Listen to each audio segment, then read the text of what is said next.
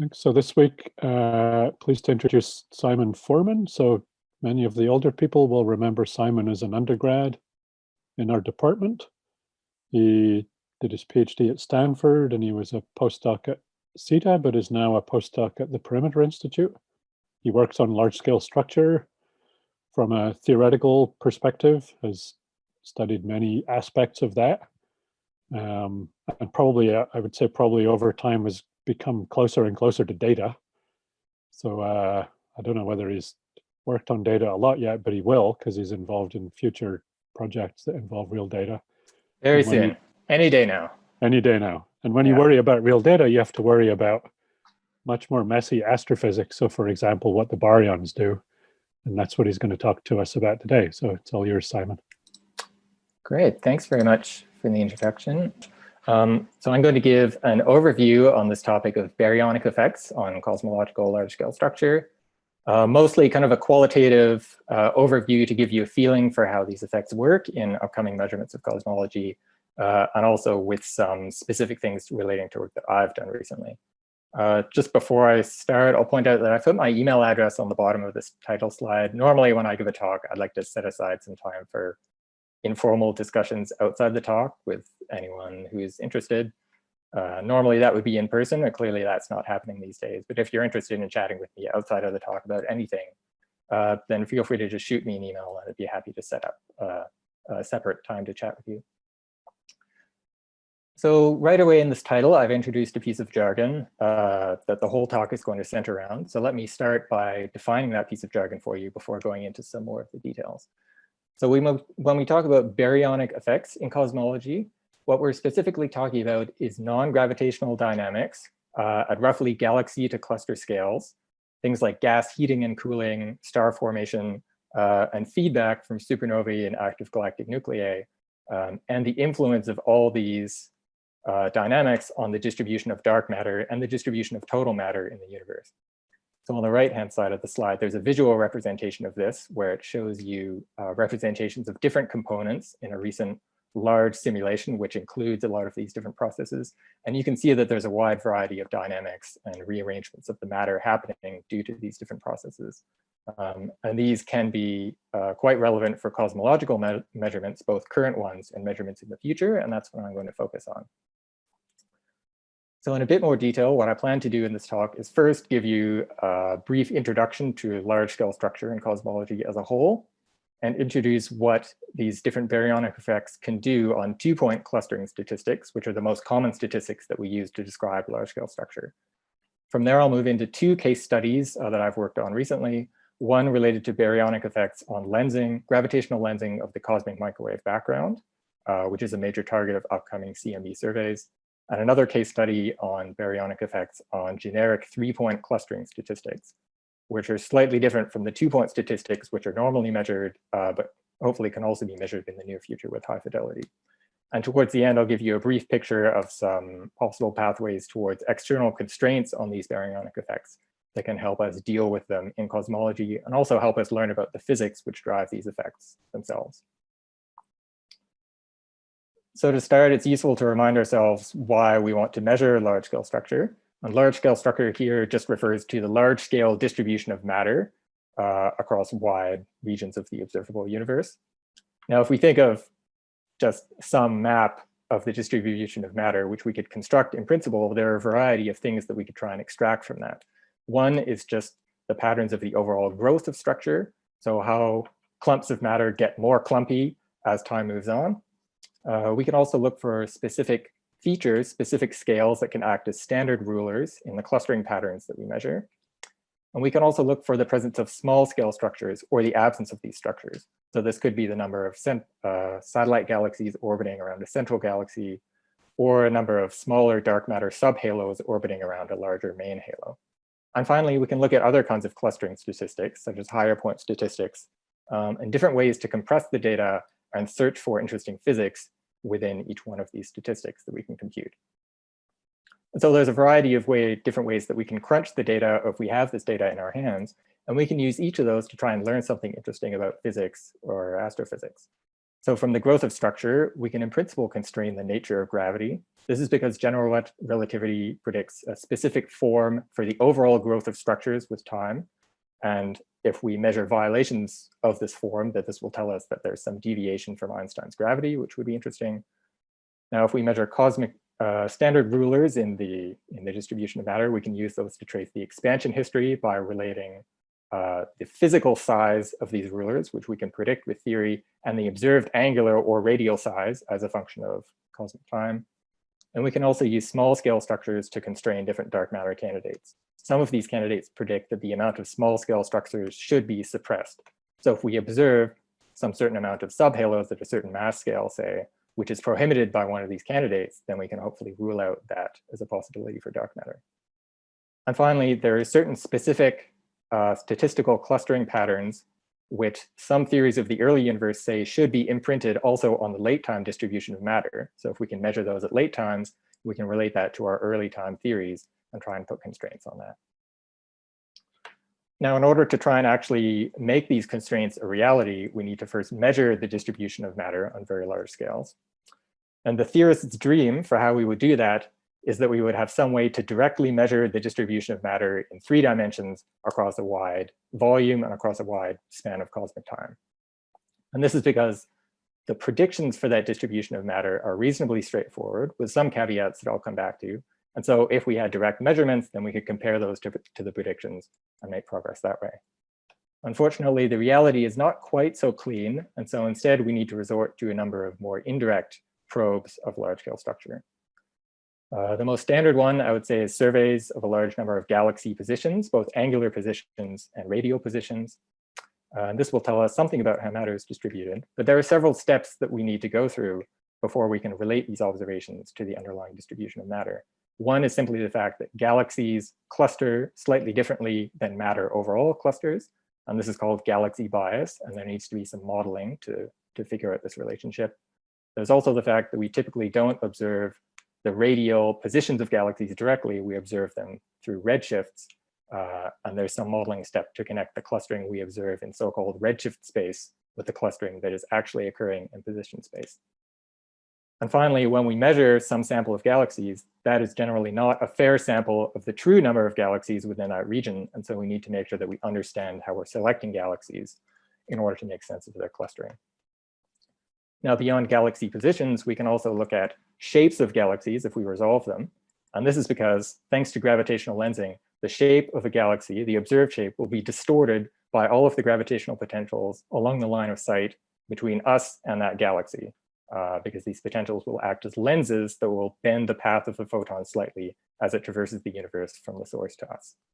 And so by measuring the shapes of a large number of galaxies and correlating those shapes, we can learn something about the lenses in between us, which are affecting these shapes in a common way of many of these background galaxies.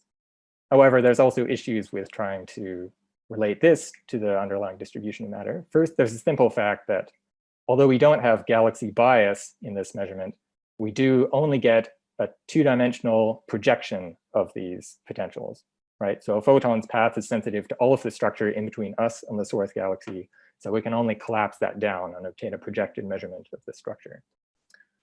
There's also the fact that in order to measure shapes, you need to understand the shape of your telescope's point spread function in order to make sure you understand what you're measuring. And you need to make sure that you understand the redshifts of these source galaxies. Since you need many, many galaxies in order to get a good statistical detection of this lensing, you can't measure the redshift of each one as precisely as you could if you were taking spectra one by one. And so you need to control for possible errors there. Finally, instead of trying to pick out objects one by one and mapping their positions, you can try and map objects in aggregate by looking at the integrated line emission from certain classes of objects. So for example, neutral gas emits 21 centimeter radiation, and experiments like CHIME are trying to observe that to measure the distribution of objects in aggregate instead of one by one.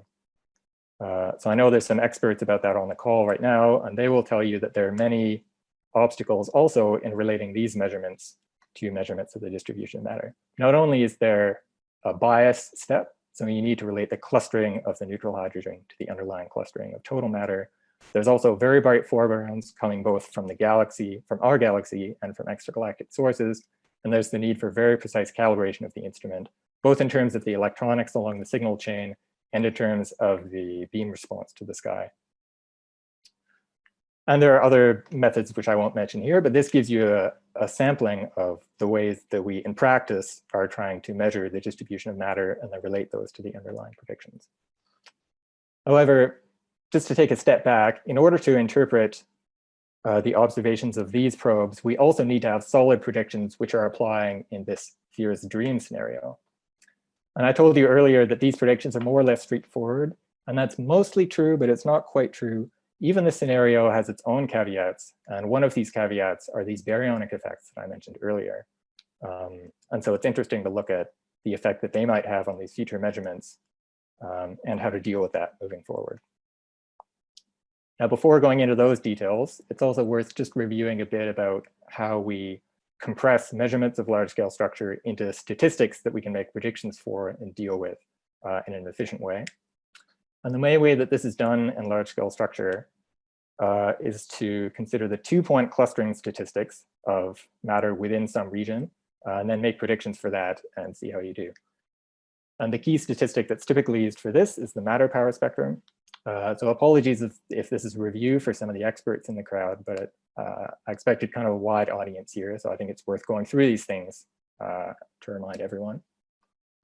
So if you suppose that you have some measurement of the distribution of matter in some region of the universe at a single time, you can write that as a matter density at every location, and you can further transform that into an overdensity, which is simply the fractional deviation of this density from its volume average. So once you have this overdensity delta, you can take a 3D Fourier transform and decompose it into these 3D Fourier modes. And then if you take the variance of each of these modes at each k, at each wave number k, then you can obtain something like this on the bottom left. This is the matter power spectrum telling you about the amount of clustering power at each length scale. So from a theory perspective, you can compute a prediction for the matter power spectrum by considering a theoretical ensemble of universes, some statistical ensemble from which our universe is drawn, and then take your variance over that ensemble. If you have a measurement of the actual distribution of matter, then you can estimate this matter power spectrum by using the fact that it's a reasonably smooth function of wave number. And so you can bin, that is, you can take these Fourier modes, just square them, and then bin them into nearby wave numbers and get some kind of binned estimation for this matter power spectrum.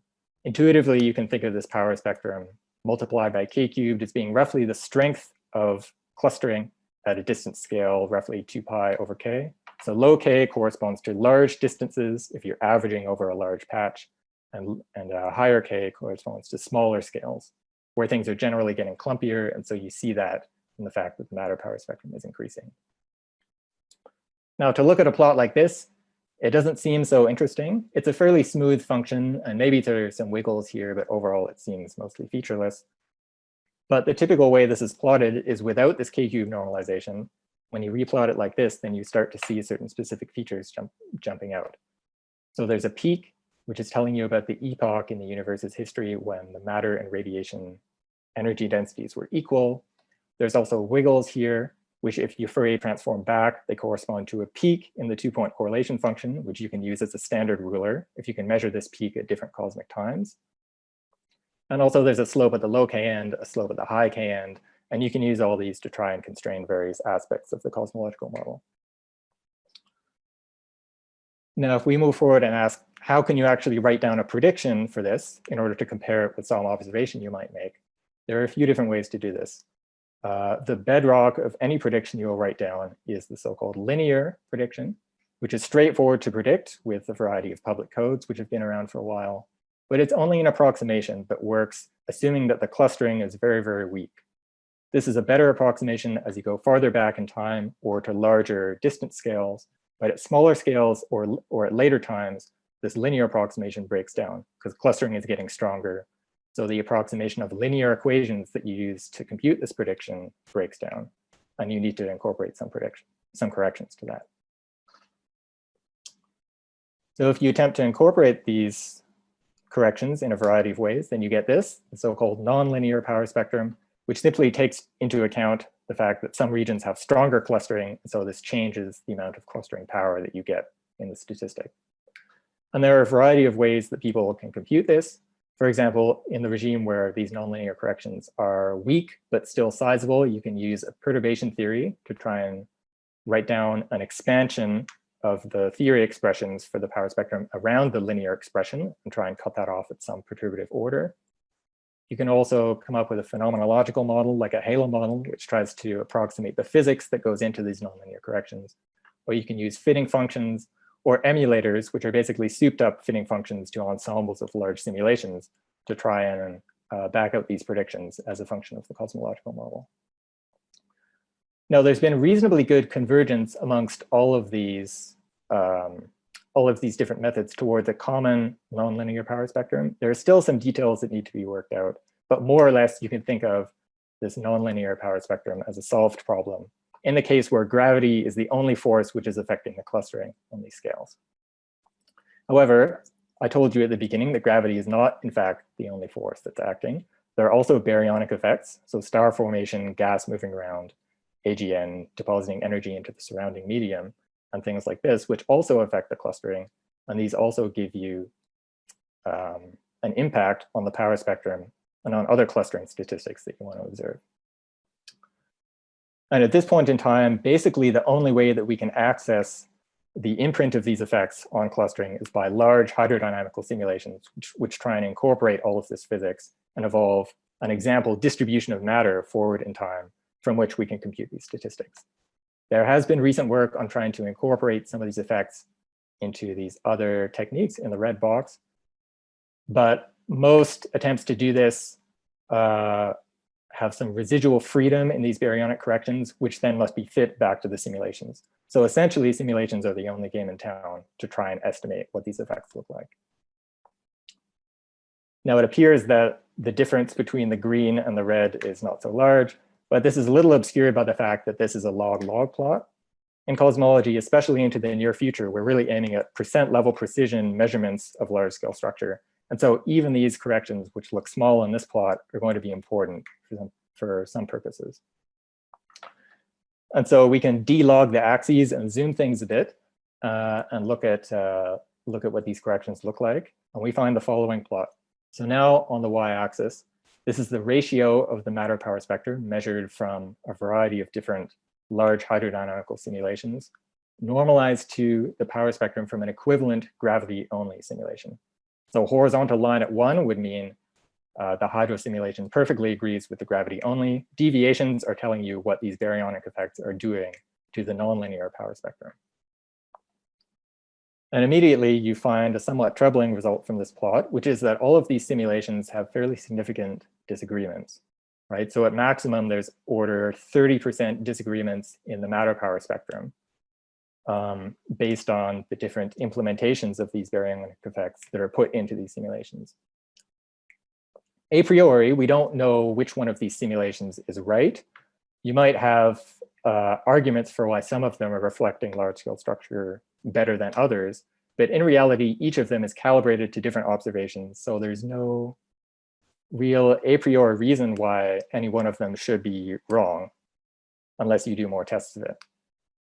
And so this propagates into a modeling uncertainty. Since we don't know which one of these curves is correct, we have a wide variety of possible forms of the matter power spectrum that we could have in the real universe. And so if we want to measure the matter power spectrum or something similar and try and constrain physics over these scales, we need to account for the fact that we don't quite have control over what the baryons are doing to the power spectrum over these scales. A concrete consequence, or a concrete example of a consequence, is fairly cleanly illustrated by this plot from the Dark Energy Survey Year 1 data release from a few years ago of their cosmic shear correlation functions. So these data points are corresponding to correlations between the measured shapes of galaxies, like I talked about earlier, and the fact that they're non-zero means that there's some lensing which is influencing these shape correlations. The important thing here on this plot is that these gray regions correspond to data points, measurements which are excluded from the main cosmology analysis due to uncertainty in the modeling of baryonic effects. And so clearly the impact in this case is pretty severe. You can see in some of these cases, more than half of the data points are thrown out, despite the fact that the instrument is sensitive enough to actually make measurements on these scales. And furthermore, someone has actually made these measurements, right? In particular, some poor soul, probably a grad student or a postdoc, has had to crank through some technology to estimate these error bars and the covariance between them. And so there's a real human cost here, you could think of it that way, that then these points are excluded from the main cosmology analysis. And so it's part of the agenda of experiments like this to try and the wider community to try and figure out how to deal with this modeling uncertainty and hopefully try and claw back some of the statistical precision which is contained in these points. Now you can ask why these different simulations have results which are disagreeing by such a large amount. And there are a few different sources of these discrepancies. So a few of them are on this slide. You can start by thinking about the possible choices that you have and how to numerically discretize the matter in these simulations. So just in the case of dark matter only, things are fairly standard, the way you split the matter up into n-body particles and solve for the forces between these particles and then evolve them under gravity. When you try and simulate gas thermodynamics, things get a little more tricky and there are a few more choices. You have choices about how to solve the forces and how to track the gas, whether it's on a stationary or moving mesh, and whether the mesh refines its own resolution based on the density of the gas, and so on.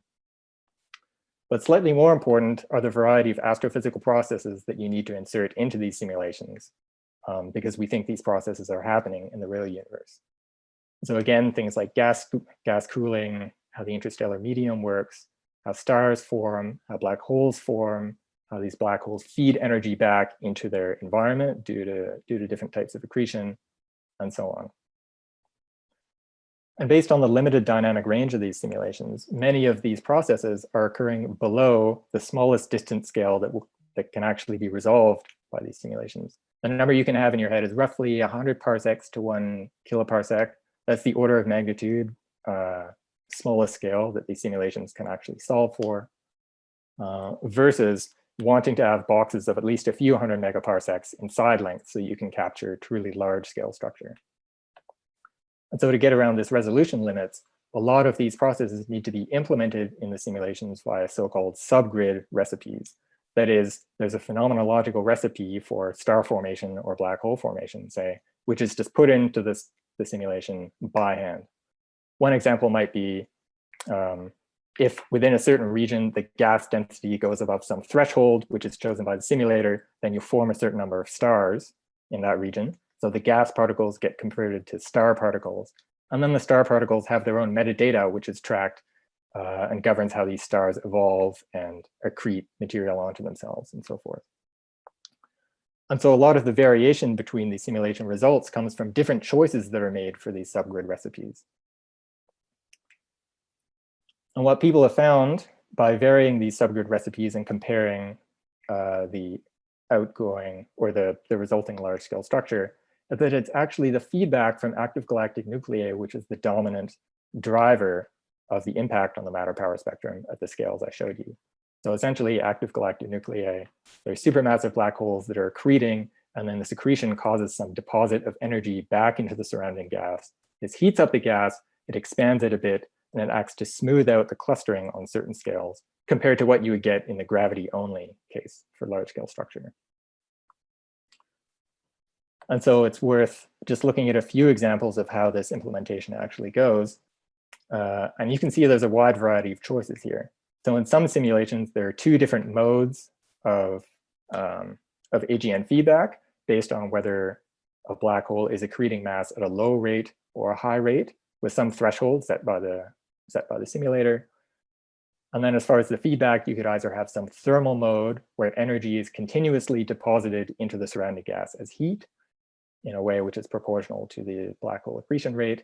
You can also apply random kicks to the momentum of nearby gas particles and deposit energy that way.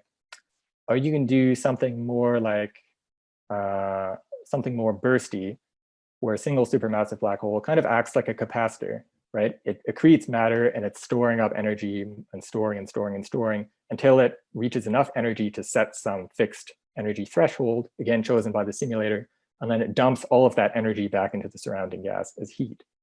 And the motivation for this is to overcome some cooling problems related to numerical resolution, which can come into play when you're just continuously heating the gas. So there's an interplay of physics, trying to match the right physics and trying to avoid possible problems related to the numerics. And there's something of an art in making these choices and in trying to choose them such that you match the widest range of observations possible.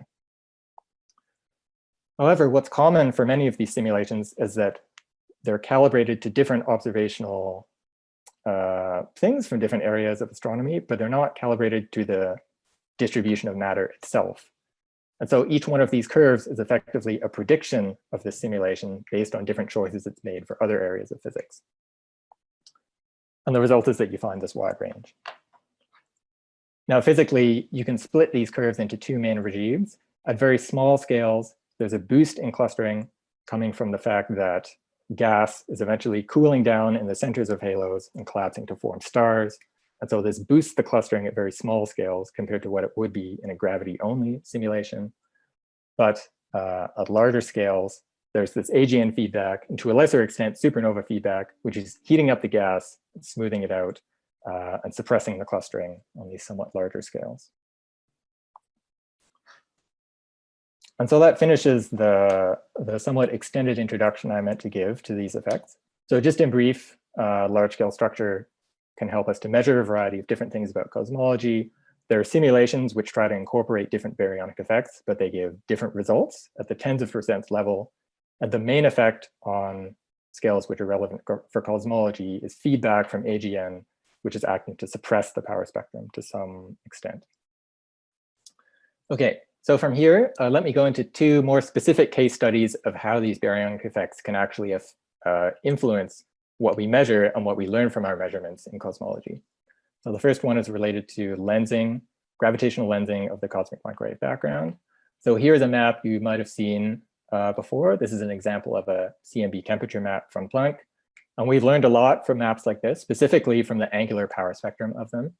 But there's more information than just the power spectrum. In particular, maps like this, generally maps of diffuse extragalactic radiation, will be subject to gravitational lensing in the same way as galaxy shapes, as I mentioned earlier.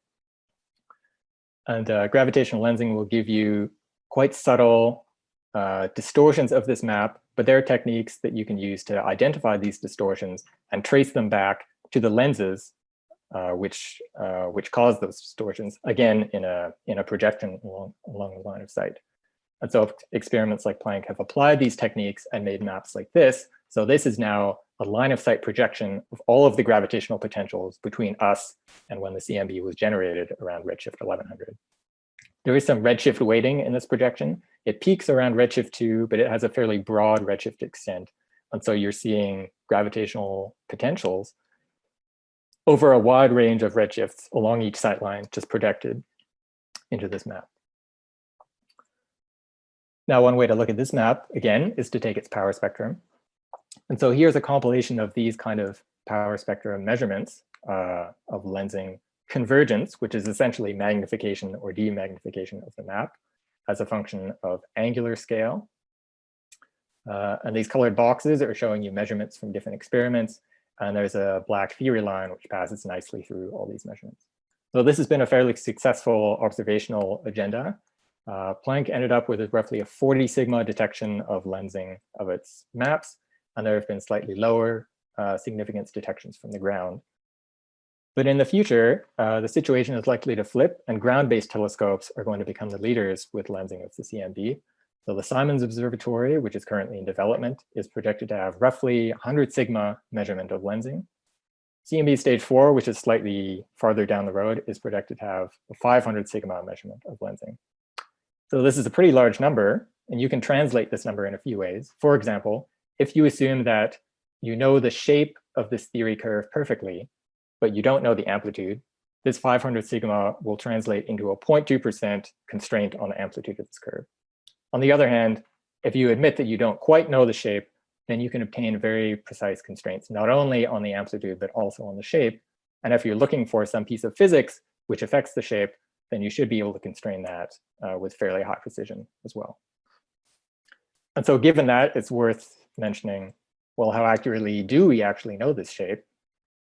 And in particular, as you might guess, what are baryons doing to this shape? Will they be doing anything which is either measurable or impacting other things that we would like to infer from this shape?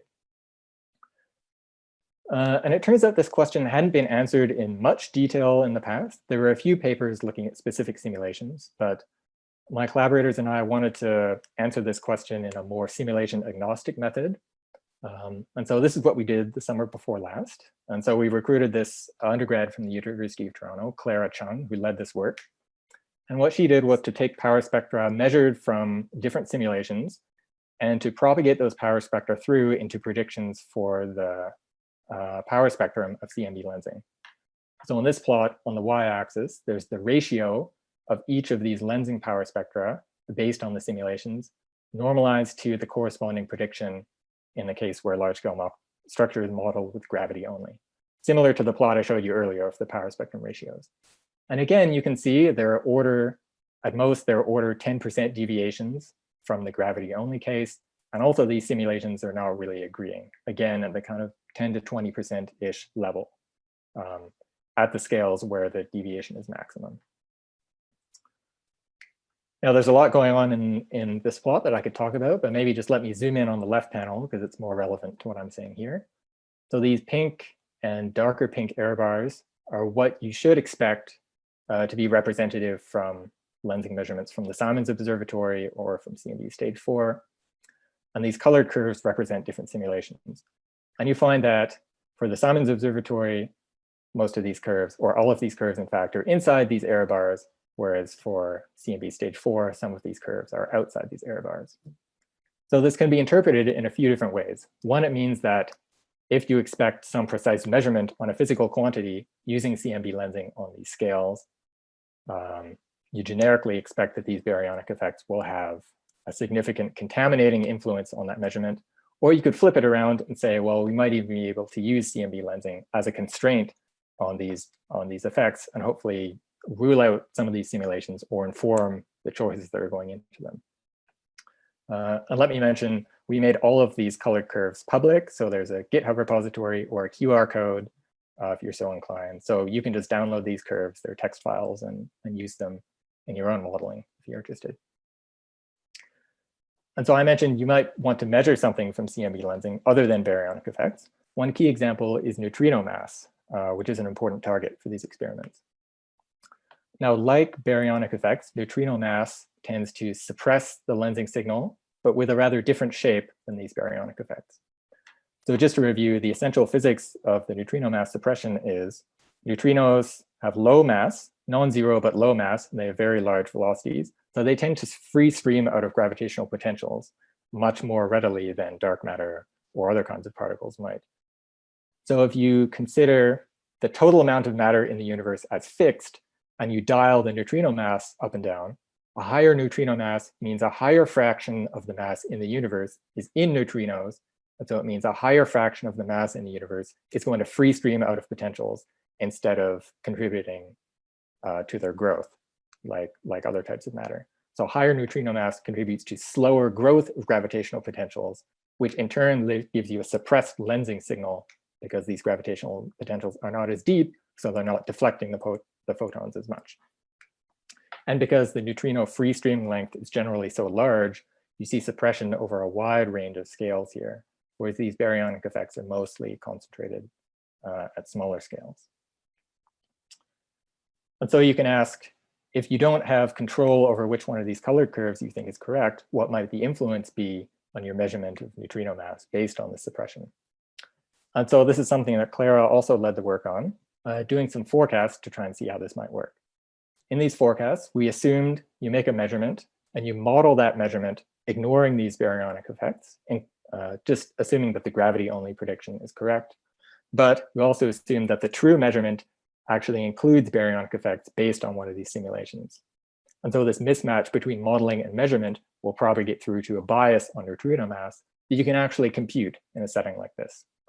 And so this is what Clara did, and the results are summarized in this right-hand plot, where these different names are different types of simulations. Dark matter only is the name given to the gravity-only simulations.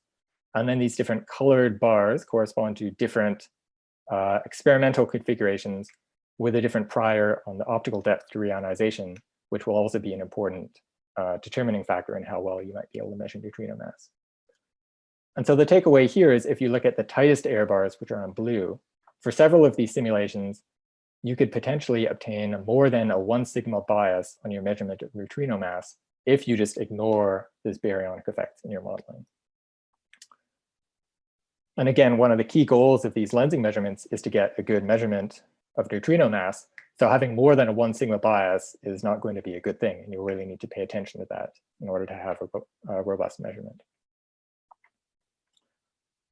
And so this is a problem. Whenever you see a problem, I think the first thing you want to ask is, well, can I solve this problem?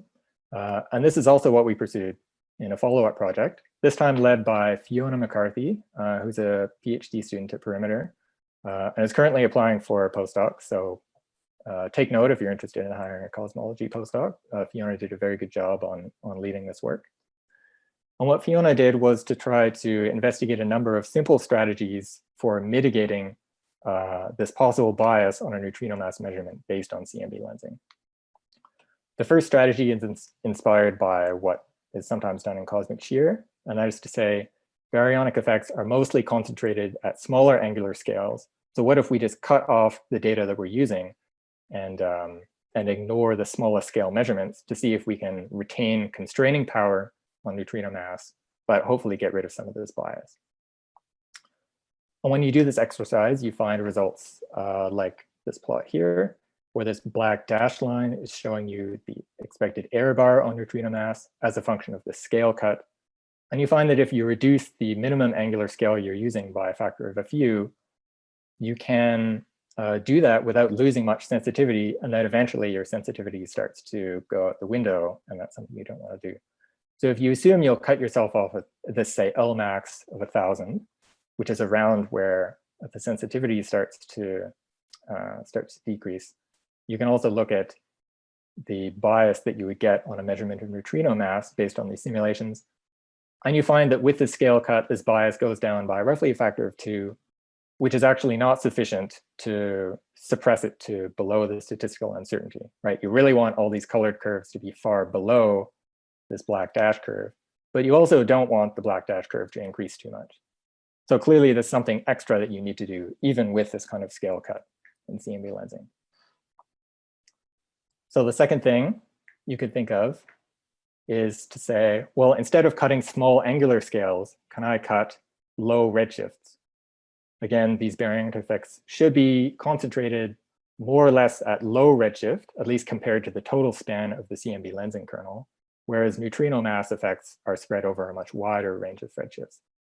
So can we just remove the low redshift contribution, which will have a lot of the bias, but not much of the constraining power, and try and proceed that way? And you can think about doing this by using external data to construct some kind of a template for the low redshift lenses, which are affecting the CMB, and then subtract that template from the CMB lensing map to just have the high redshift lenses that you then use for the neutrino mass measurement. And if you're familiar with looking at equations like this, you can kind of phrase this in this kind of way, where you define a low redshift subtracted CMB lensing map, starting with the measured map and taking some low redshift tracer, for example, a galaxy survey at low redshifts, or cosmic shear at a source redshift such that you're mostly sensitive to low redshift lensing. And you can apply some kind of weighting to it to suppress this external tracer where its noise is high, and also to re-weight it such that you're trying to reflect the contribution to CMB lensing on its own. Now I've written it here just with one X, but if you have multiple different tracers, for example, you have cosmic shear from different source redshift bins, you can try and apply an extra re-weighting in that combination before you go through this process. And this is what we did in our forecast, but I didn't write it here in detail. And as a concrete example of this procedure, you could think of cosmic shear from N galaxy source bins from the Rubin Observatory, and try and check how, again, how the statistical precision on neutrino mass changes as you use more of these redshift bins to do the subtraction, versus how the expected bias on neutrino mass changes if the true baryonic effects are agreeing with what's in one of these simulations. And you find that with only a few redshift bins, that is taking up all of these LSST galaxies, measuring their shapes, and then splitting them into a few different redshift bins and doing some reweighting, you can reduce this neutrino mass bias from CMB lensing by roughly a factor of 5 for most of these simulations. And this factor of 5 is on top of the factor of 2 that you get by doing this scale cut in the CMB power spectrum. So now this is a somewhat idealized picture of how this procedure would go. Real data is always messier than a single equation that you can write down, but at least this is a promising sign that there should be some combination of data that you can do without having strong knowledge of the modeling for the baryons, but you should be able to define a subset of your data which is robust to this bias that you get from baryonic effects. Quickly, a third strategy you can think of is to insert some parametric model for these baryonic effects and try and marginalize over its parameters and hope that there's enough degeneracy breaking power in these lensing measurements to separate the baryonic effects from the neutrino mass. So you can test this. We also tested this using a simple 2-parameter model for baryonic effects on the power spectrum. This model is actually due to Alexander Mead, who was a postdoc at UBC until quite recently. And so these 2 parameters are both related to the effect of baryonic effects on individual halos. So one controls the size of the central dense halo core in relation to the total radius of a halo. And the other one is controlling an extra mass-dependent dilation of halo profiles that tends to puff out the most massive halos in a way which tries to mimic the effect of AGN feedback on the gas. So if you include this extra modeling with these extra knobs you can twist, and then you marginalize over those 2 extra parameters, again, you find that you can actually decrease the bias on neutrino mass by roughly a factor of 10 compared to what you would get if you ignore this effect. And I didn't write it here, but the error bar is only increasing by like 10 or 15% when you do this. So this is a second good strategy that you could try and use to mitigate this impact on CMB lensing. So here's an overall summary of this.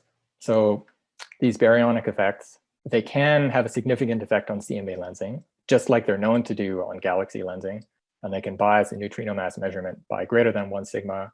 But there's a few simple recipes that you can try and do to reduce this bias, either imposing a scale cut, subtracting a template for the low redshift lenses, or marginalizing over an extra model for these effects that you include in your analysis.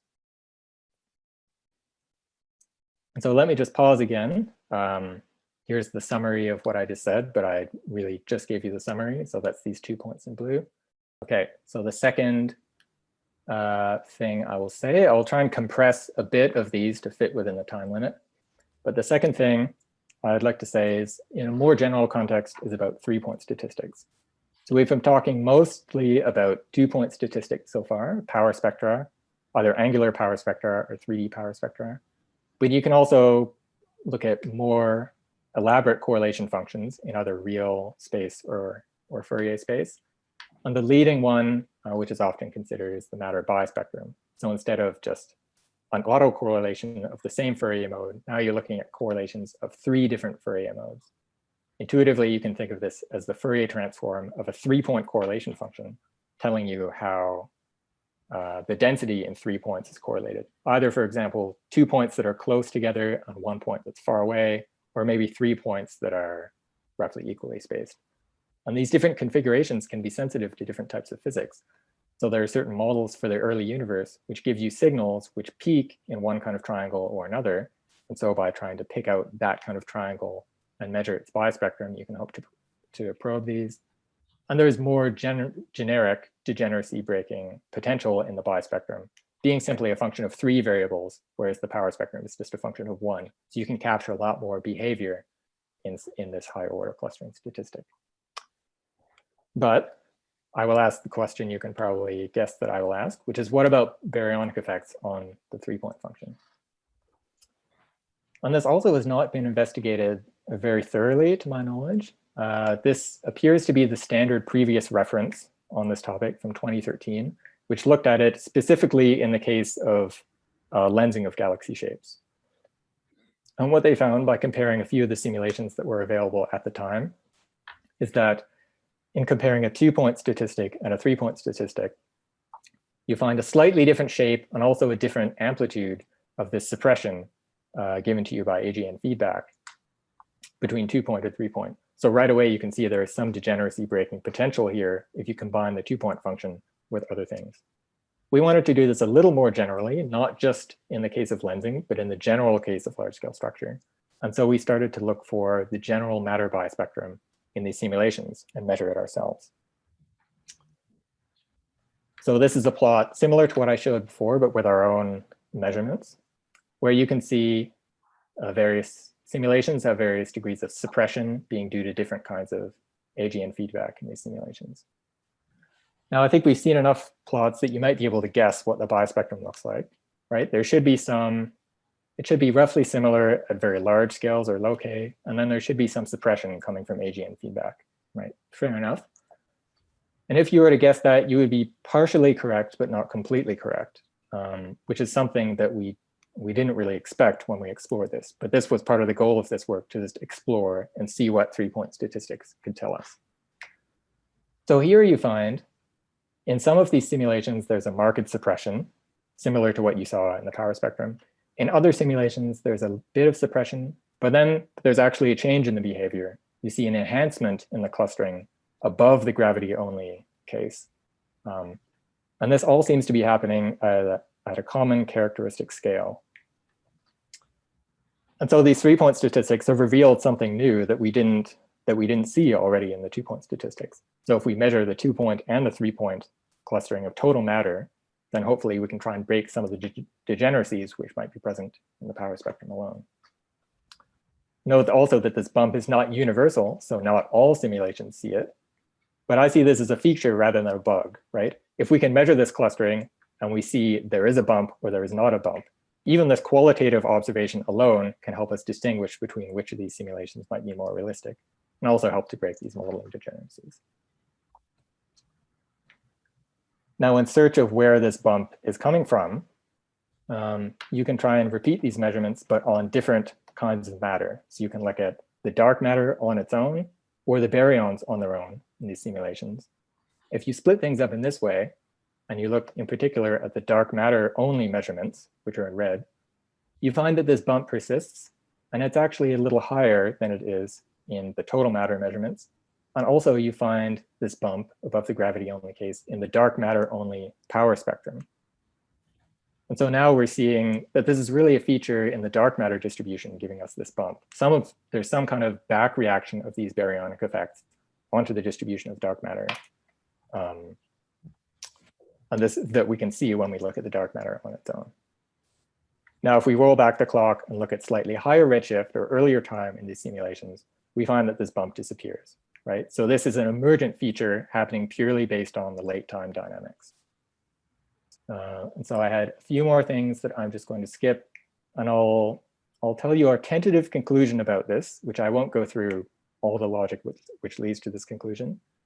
But our tentative explanation for this is that it's based on a late time reaccretion of some of the material onto these halos, or at least closer into these halos that was previously expelled by AGN feedback. So one way to justify this is by looking at a plot like this, which is from one of the illustrious TNG simulation papers, where it's telling you the energy rate of different kinds of feedback. And you can find that as you move to the left in these plots, there's some redshifts where this thermal AGN feedback is dominating. And then there's some redshift where, based on the changing accretion rate of the black holes, the feedback in the simulation switches from thermal to kinetic mode, and the rate of energy that's being pumped back into the surrounding material is going down. And so our hypothesis is that this decreased amount of feedback causes some of this pressure-supported material to creep in enough closer to the halos where it was previously blown out, and that this creeping in has enough of a back reaction on the dark matter to give you this bump in the predictions. Now, this is a fairly mild effect because it's a fairly mild result that you see in the measurements. And we didn't really do a deep dive into these simulations to truly confirm this, but at least we have several plausibility arguments about why this is correct. This is going to be something interesting to look at in the future. So just have a few minutes left. Let me say a few more things. One, All of these bispectrum measurements are also publicly available, again, just as text files in this GitHub repository. So for anyone who's interested in poking at them or using them for their own modeling, you're very welcome to do that. And in my last 2 minutes, let me just give you a very brief picture of some possible ways to constrain these effects externally. So one very interesting conclusion that came out of another study, not by me, but by Marcelo Vandel and collaborators, looking at all of these simulations, comparing the matter power spectrum suppression to the mean baryon fraction within halos of mass roughly 10 to the 14. So this is roughly halos hosting galaxy groups. And he found that there's a very tight correlation between this power spectrum suppression and these mean baryon fractions in the halos hosting these groups. So this seems like this is a result which is independent of simulation, right? It holds across all of these different simulations with different choices of subgrid physics. And so it seems like there's a real connection here, and that observationally, if we can try and pin down these baryon fractions in group size halos, then we could go a long way towards getting an external constraint on these effects. Now, this is not completely a silver bullet, right? Observationally constraining these baryon fractions will be somewhat difficult. Normally, you can measure a gas fraction, say an X-ray, or with thermal and kinetic Sunyaev-Zeldovich. These X-rays are mostly, I should say, the sensitivity is mostly concentrated in the highest mass halos and towards the very centers where the hot gas is living, whereas the thermal and kinetic SZ can probe more extended regions and lower mass halos. And there's also some tentative potential of fast radio burst to be able to do this constraint, because the dispersion measure of a fast radio burst is sensitive to the column density of electrons along the line of sight. And so if you can take localized fast radio bursts and correlate that with a catalog of groups, say where you know the masses, then you could try and get some insight into these fractions as well. So there are a few different ways that you can do this. It's likely that some combination of all of them will be necessary in order to put external constraints on these baryonic effects, but that work is already underway. And I'll skip this and just go to my conclusions. So I hope I've convinced you large-scale structure is interesting. There's still a lot to do, but there's also some obstacles that stand in the way for certain applications of really constraining physics using it. And one of them is the uncertainty in modeling these baryonic effects. So I told you about their effects on CMB lensing, how they can significantly bias a measurement of neutrino mass, but there should be strategies to mitigate this.